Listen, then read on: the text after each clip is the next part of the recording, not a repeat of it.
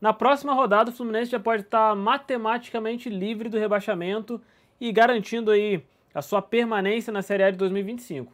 Por competência? Não, claramente não. A nossa última rodada, esse empate contra o Atlético Paranaense, teve um bom resultado no final, e esse bom resultado não veio porque o Fluminense venceu ou porque o Fluminense, por seus méritos ali, conseguiu se distanciar da zona de rebaixamento.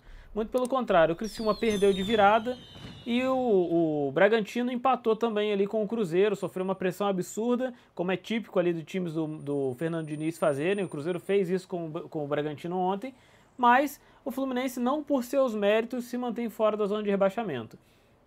O empate contra o Atlético Paranaense foi um resultado ruim? Na minha opinião, não. Tá? Dos jogos que a gente tinha aí nas últimas 5 rodadas, eu estimei ali que o Fluminense pudesse ganhar 7 pontos, né? Contando que a gente poderia perder para o Fortaleza e que a gente poderia perder para o Palmeiras. Então, contando aí os 3 jogos que restavam, que seriam Cuiabá, Criciúma e Atlético Paranaense, não necessariamente nessa ordem, né? A gente teve Criciúma, Atlético Paranaense e agora o Cuiabá. O Fluminense poderia empatar com o Atlético Paranaense e vencer o Criciúma e o Cuiabá. E que, para mim, o resultado ruim, né, desse período foi o empate contra o Criciúma, um time muito mais fraco que o Fluminense. Talvez, assim, não um dos mais fracos do campeonato, mas eu digo, é muito mais fraco que o Fluminense no papel, porque em campo o que a gente está vendo do Fluminense é um time decepcionante, é um time, já falei muitas vezes aqui, sem protagonismo, sem personalidade, e muita coisa tem que mudar no Fluminense em 2025 para que a gente possa ter a esperança de não passar por isso de novo. A situação do Fluminense hoje ela é uma situação que foi construída ao longo do tempo, como todo mundo sabe, foi construída ali com o começo desastroso do Fernando Diniz em 2024, e faço aqui mais uma vez a ressalva, né? Não estou colocando aqui, como muita gente faz, a culpa especificamente do Fernando Diniz. Eu acho que coletivamente a junção ali dos fatos, tanto o Fernando Diniz, quanto o Mano Menezes, quanto Mário Bittencourt e principalmente o elenco, para mim são os responsáveis para o Fluminense estar nessa situação. Mas é claro, a campanha, o começo de Campeonato Brasileiro do Fernando Diniz, ele foi muito ruim e pesou muito para que o Fluminense tivesse uma grande dificuldade de sair ali do Z4. Mas tinha jogos o suficiente para o Fluminense estar numa situação melhor agora, tá?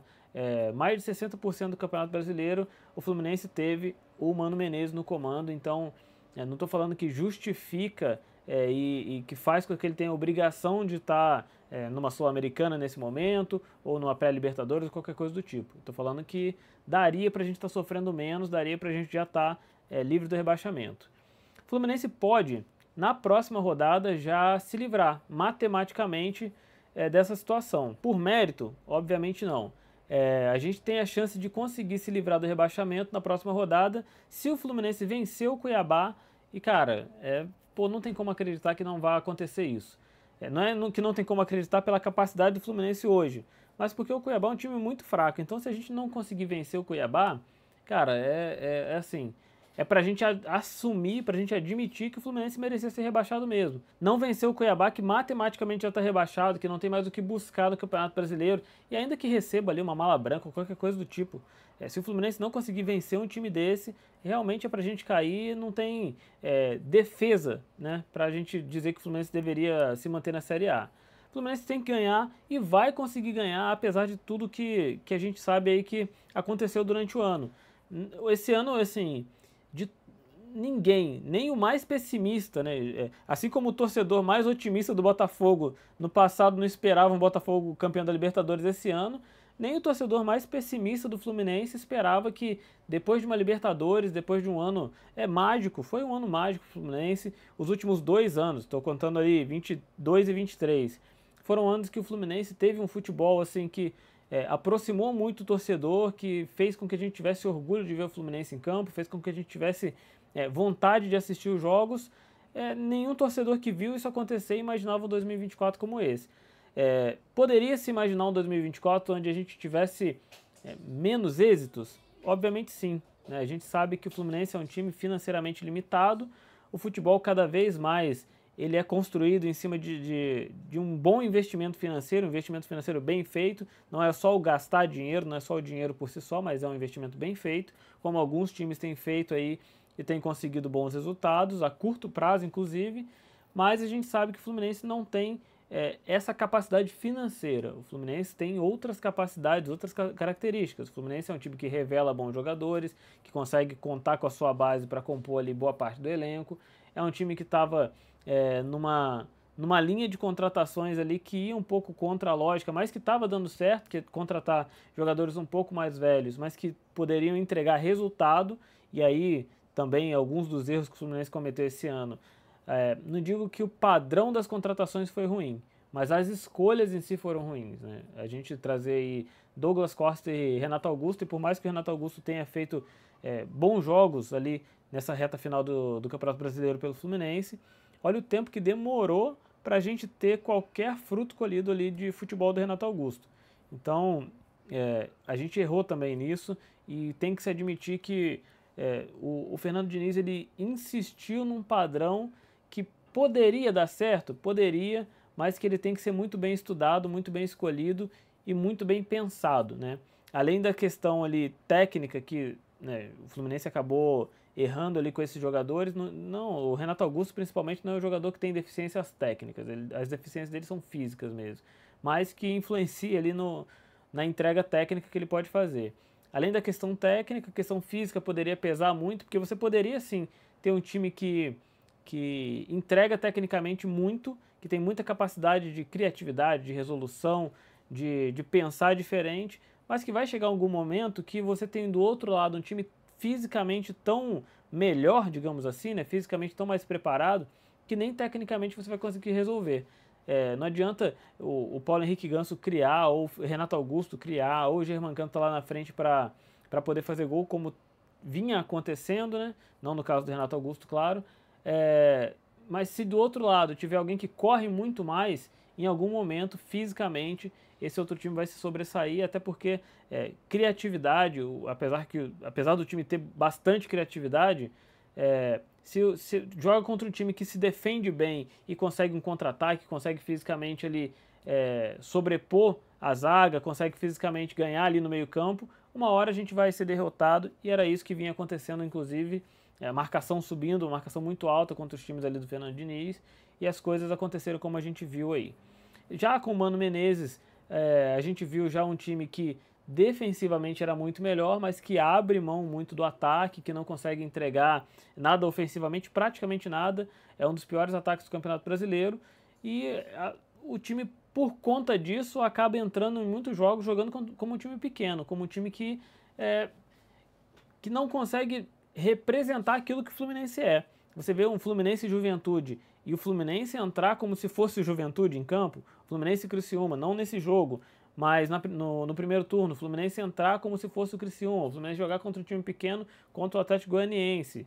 Cara, isso é decepcionante para o torcedor e foram esses fatores aí que levaram o Fluminense a estar numa situação tão complicada como está. E eu volto a dizer, cara, a gente vai conseguir se livrar do rebaixamento? Vai conseguir se livrar, mas muita coisa tem que mudar para mim. Começando aí pela demissão do Mano Menezes, eu não estou aqui criticando o trabalho dele, falando que ele fez um trabalho ruim. A missão dele era se livrar do rebaixamento, ele vai conseguir, mas no ano que vem a gente tem que começar do zero. A gente tem que fazer novas contratações, a gente tem que pensar na maneira como a gente quer entrar em campo, na maneira como o Fluminense quer se comportar e o tipo de personalidade, o tipo de entrega que a gente tem que ter, o tipo de padrão de futebol que o Fluminense quer entregar. Isso tem que ser bem pensado, tem que ter um técnico de acordo com isso, um elenco de acordo com isso, para o Fluminense voltar a ser protagonista. Como eu disse ontem, para mim, no jogo de ontem, o Fluminense conseguiu ali um empate, para algumas pessoas um empate heróico. Para mim não existe empate heróico ou qualquer tipo de herói quando você está numa situação ruim que você mesmo buscou, né? O Fluminense ele não fez mais do que a obrigação em buscar aquele empate ontem, depois do Arias ter perdido aquele pênalti, conseguiu fazer o gol, pediu ali desculpa para a torcida, beleza, tudo isso é bem legal, mas o Fluminense tinha a obrigação de buscar o resultado. Obrigação. Não faria sentido o Fluminense chegar contra o Cuiabá, por exemplo, com 39 pontos, vencendo, chegando a 42 e depois pegar o Palmeiras eventualmente com chance de título na última rodada. O Fluminense precisando ganhar ou precisando empatar e enfrentar um time que é muito mais forte que o nosso. A verdade é que o Palmeiras hoje é muito mais forte que o Fluminense, não é de hoje, né, já de algum tempo. E o Palmeiras, na última rodada, podendo ser campeão, o Palmeiras vai correr atrás e vai tentar fazer a parte dele. A gente teria muitas dificuldades se isso acontecesse. Então, buscar ali pelo menos um ponto colocou o Fluminense numa condição que a gente pode acreditar ali que vencendo o Cuiabá as coisas vão se resolver. E se não se resolver ali vencendo o Cuiabá, com certeza na última rodada, Criciúma ou Bragantino ali, na verdade precisa ser os dois, né? Criciúma e Bragantino não vão conseguir pontuar mais do que o Fluminense e com certeza a gente vai conseguir se manter na Série A. Infelizmente não por méritos, infelizmente não por ter jogado um bom futebol, mas futebol é assim, né? O imponderável acontece. Tanto o imponderável pro lado ruim, como foi com essa campanha que a gente fez, tanto o imponderável ali de você conseguir uma recuperação, de você conseguir uma superação ali e conseguir se manter na Série A, do que era praticamente impossível o Fluminense fazer, como o Mano Menezes conseguiu fazer aí, a gente se manter na Série A, mas que tomara que o ano que vem seja muito diferente do que foi 2023, 2024 na verdade, né? Esse foi o vídeo de hoje, cara. Se você não é inscrito, se inscreve no canal, deixa seu like, deixa seu comentário. Muita gente assiste o vídeo, não comenta, não se inscreve, não dá o like, dá um dislike, qualquer coisa.